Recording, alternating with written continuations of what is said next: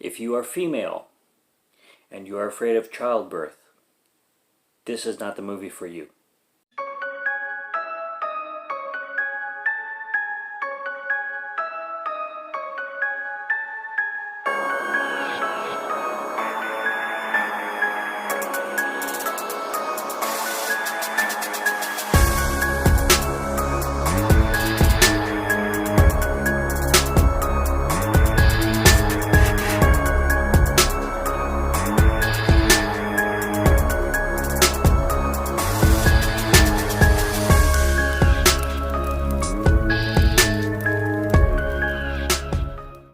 What's going on, guys? Welcome to 31 Days of Horror. I am Morgan Film Fan. Let's jump into some scares. This is Antibirth. Now, Antibirth is a film that I watched a long time ago and I don't remember anything about, because when I watched it, I think I watched it in clips, and I don't necessarily remember the details of it or anything like that. This pretty much is a first time watch for me. I rewatched it in its full, and this is quite the disturbing film. Now, what we got going on here is you have this young lady who's played by Natasha Lyonne, who most people will probably remember from American Pie. She's the main character in this film.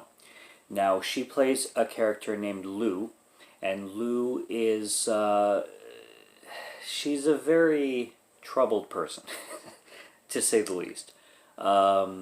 She's a drug addict. She's in a certain industry that, she sells her body for pay and kind of thing. She has a best friend named Sylvie, and Sylvie pretty much does the same thing. And she just gets by, basically. Like, she lives for the day, and she struggles to survive, kind of thing. She's like, throughout the entire film, you can tell that this woman is like struggling a lot, kind of thing. But her best friend Sylvia is basically doing the same thing, and then we have this character named Gabriel, and Gabriel is kind of a pimp, and he's the controller of everything that's going on, and he's a piece of shit, just basically. But what happens in the film is that Lou gets pregnant, and Lou gets pregnant unknowingly, because the timeline and where she gets pregnant doesn't make any sense. So she's carrying this baby that shouldn't exist, because it doesn't make any sense, because she, in the timeline that she last had been with a guy, it doesn't make any sense that she would be pregnant. So she's carrying this child, and she doesn't know what this child is. And then there's really random events that happen in this film. Like, there's completely random, like, it'll jump to, like, it'll show something that happens, and then just completely random shit that just goes on and on throughout the film. Like, you're like, oh, well, we're going here now, and then, oh, we're going here now, and then, what? We're going here now? Like, it's just, it goes over and over.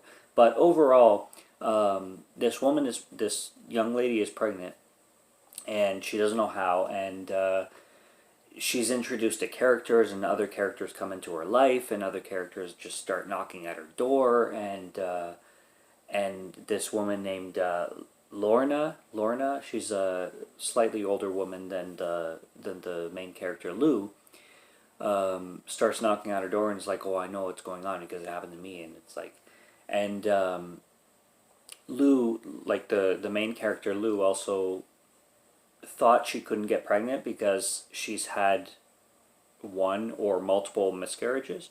And that's another thing in this film.